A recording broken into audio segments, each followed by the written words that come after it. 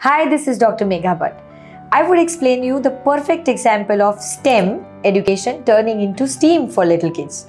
So, STEM stands for science, technology, engineering and mathematics.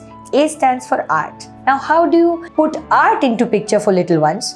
So, simple example of teaching adaptations in animals, say for grade 4. We can try talking to them about how snake skins consisting of scales expands when required.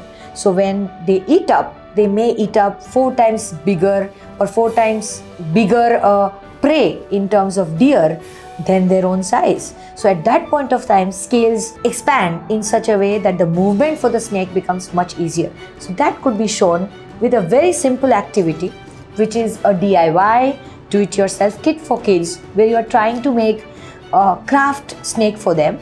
And definitely this implements what you call it to be the scales, and how the scales will help the snake for the movement. So the perfect example for the little kids, where they are not doing an experiment, but definitely it's an experiential setup in terms of giving them an experience of doing a craft activity with which they will be able to relate to what they are learning. Thank you.